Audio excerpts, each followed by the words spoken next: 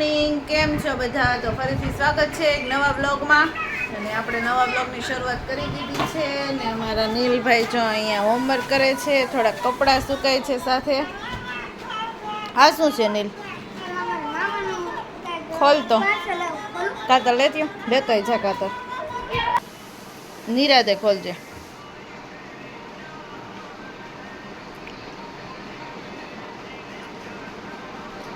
પેલા થોડુંક કાપી નખાય કાતરથી.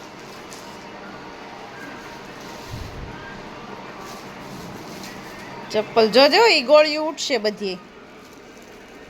નહીં, આ તું ઉડે એવું નથી, કંઈક અલગ જ છે. ખોલ તો.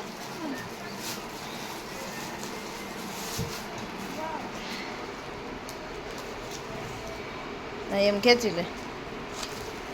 ઠેક ઓલા એક્યુ પ્રેશર વાળા ચપ્પલ. જો કંઈક અલગ જ ચપ્પલ છે.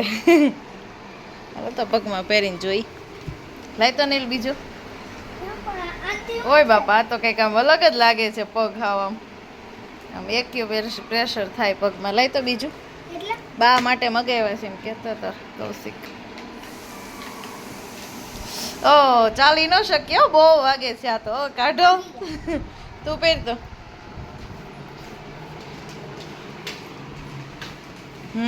ચલાણું હે? કાંઈ નહીં, વાગે જ છે. આમાં નીલ છે ને પછી હવામાં હાલો છે. વાગતું હોય ને તોય નોકી આમ હવામાં. નીલભાઈને છે આજે ગ્રીન ડે. તો જો એણે મસ્ત મહેંદી કલરનો ટી શર્ટ પહેરી લીધું છે અને રેડી થવા માંડ્યો છે. કા કપડાં લેવા તો મારે ઘરે જવું પડ્યું. ટ્યુશનમાં ગઈ હતી તો ત્યાંથી એ કે કપડાં લઈ આવી છે મને ગ્રીન કલરનો. એક બીજો શર્ટ છે ને એકદમ પ્યોર ગ્રીન છે, તો કે એ નહીં, આ મહેંદી જ તે. તો જો એ ગ્રીન કલરના કપડાં લઈ આવી દીધા છે. અને અહીંયા જો ભાત બની ગયા છે અને આમાં દાળ ને એવું બધું મૂકી દીધું છે. તો હાલો રસોઈ કરી નાખવી અને દાળ ભાત ખાઈને જવું છે એટલે તો ફટાફટ રસોઈ કરતા જઈએ, કામ કરતા જઈએ અને એને પાછું નાસ્તામાં તે કંઈક બનાવવું પડશે, તો નાસ્તાનું કરતા જઈએ. ચાલો લેફ્ટ રાઈટ ચાલુ કરી દઈએ ફટાફટ. વરસાદી માહોલ જામી ચૂક્યો છે. ચાલો તમને બતાવું વરસાદ. જો દેખાય છે કે નથી દેખાતો વિડીયોમાં? આ બાજુ દેખાય તો હવે થાય.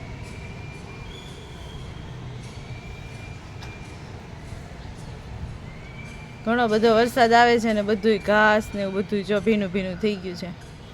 બહુ નહીં દેખાતું હોય પણ આવે છે સારો એમ વરસાદ. જો નીચે બધું ભીનું ભીનું થઈ ગયું છે.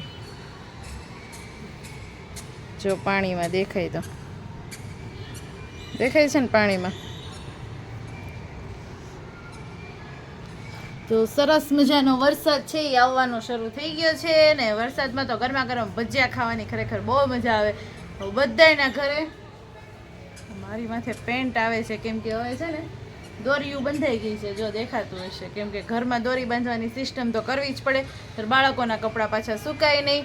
એટલે શું વાત કરતા હતા આપણે? હા, ભજીયા ખાવાની ગરમા ગરમ બહુ મજા આવે. ગુજરાતીઓના ઘરમાં તો અમુકના ઘર તો એવા હોય બે છાંટા ખાલી વરસાદના પડે ને સાંજે પાછો છે ને ફટાફટ એને ભજીયા બની જ ગયા હોય. વરસાદ પડવો જોઈએ, ભજીયાની વાટ જોઈને જ બેઠા હોય.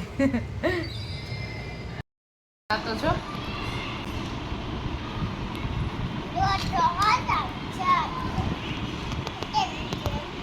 આછું કે ને તો જો આ છે છપાઈ ગયું કે નહીં? ફોન મૂકે જ ભાઈ તો તને કહું છપાઈ ગયું કે નહીં? છપાઈ નહીં, ફોન એને પાસે લઈ લે તો એ ધ્યાન રાખશે. વિડીયો તો તારું છું. જો આજે નીલભાઈને છે ને આ ડ્રોઈંગ આવડતું નથી, તો આ ડ્રોઈંગ મારે આજે કરી દેવાનું છે, નહીં તો ક્યારેય હોમવર્ક ન કરતો. જો આમાં પેન્સિલ હલવાઈ ગઈ. હું તને કહું છું થોડુંક ઓછું ભર્યા. જો નીલને છે ને આજે આ ચિત્ર દોરવાનું છે કેલિગ્રાફ, પણ ઈ ભાઈને આવડું નથી. જો અહીંયા ખીચડી કરી દીધી છે. થોડુંક નીલ આછું દોરવાનું.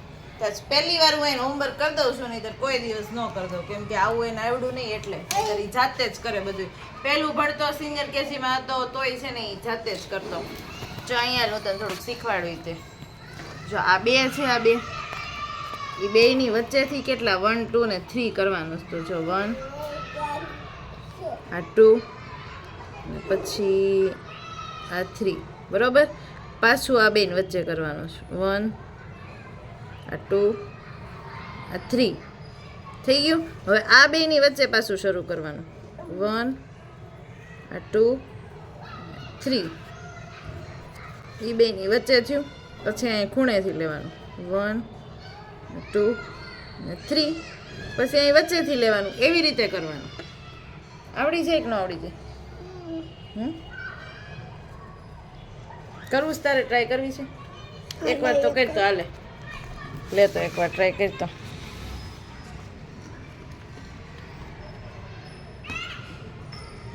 છે સહેજ આછી પેન્સિલ રાખવાની.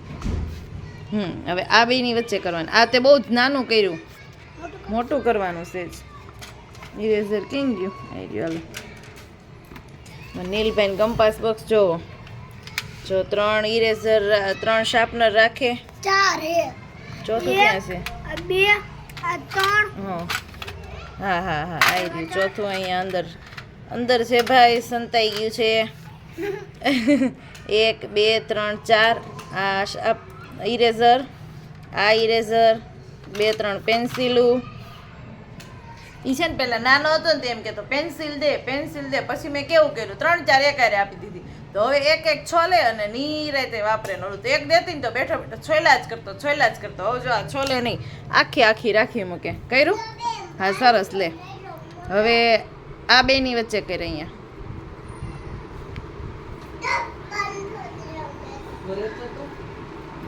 ભારદેમાં પેન્સિલને હળવાય છે. બસ ઓકે. મુશળધાર વરસાદ તૂટી પડ્યો છે અમારે. જો અહીંયા બાળકો નાવાય પહોંચી ગયા છે. કેટલો વરસાદ આવે છે અમારી ચોપાટીમાં ને બધીએ. જો હા અમુક બાળકો જો ઘરે જવાનું નામ નથી લેતા.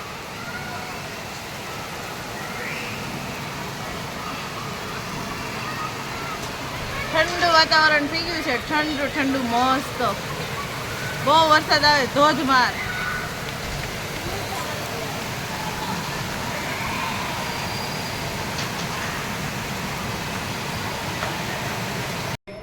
ચાલો સાંજનો સમય થઈ ગયો છે ને આપણે બનાવવાનું છે દૂધી દાળનું શાક. તો ચાલો શરૂઆત કરી દઈએ ઝટપટ ફટાફટ. બધાના ઘરમાં કંઈક ને કંઈક અલગ રીતે બનતું હોય છે. તો મારા ઘરમાં અથવા તો હું કઈ રીતે બનાવું છું તે જોઈએ. ચાલો શરૂ કરી દઈએ ઝટપટ. સૌથી પહેલાં આપણે કુકર ચડાવી દીધું છે. તો એમાં સૌથી પહેલાં તેલ નાખી દઈએ.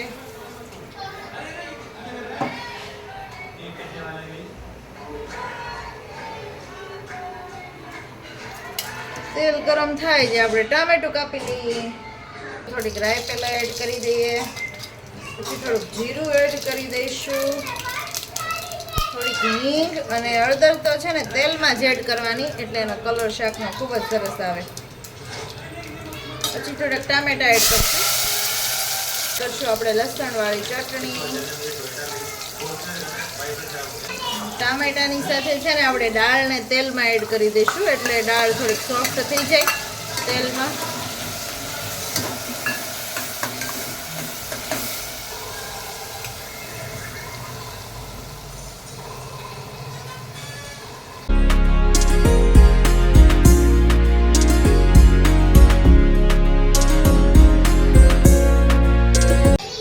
શાકભાજી ધોવું જરૂરી છે, આટલું ગંદુ પાણી નીકળે.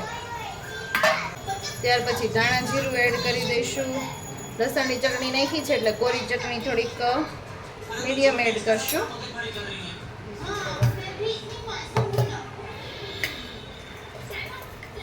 ટામેટું છે એટલે થોડાક ખાંડના દાણા એડ કરશું. છેલ્લે લાસ્ટમાં મીઠું એડ કરી દઈશું.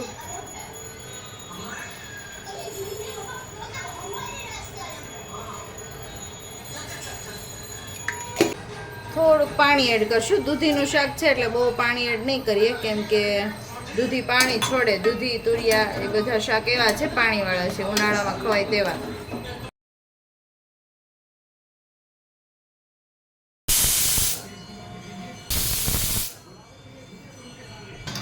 જાંબુડા ખાતા ખાતા જો હવે એટલા વધ્યા છે, પણ જાંબુડા ખાવાની બહુ મજા આવે ખરેખર. એટલા મીઠા લાગે ને. જો સરસ દૂધીનું શાક આપણું રેડી થઈ ગયું છે. સાથે છે રોટલી અને આમાં બનાવી દીધા છે રોટલા. દૂધીનું શાક આપણે વઘાર્યું હતું એ તો મસ્ત થઈ ગયું. રસ્તો ને બધું કમ્પ્લીટ થઈને દાળ એકદમ મસ્ત ગળી ગઈ છે. ચાલો હવે જમવા બેસી લઈ.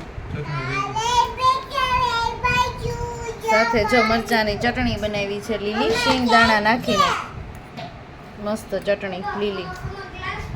ત્યાર પછી રાતનો સમય થતાં ખાઈ પીને હું ફ્રી થઈ ગઈ, પણ બધા આવી ગયા છે બેસવા માટે. જો અહીંયા ધર્મના બા ને દાદા આવ્યા છે, સાથે મારો ભાઈ ને બધા બેઠા છે, માસી ને માસા ને બધા આવ્યા છે વારાફરતી.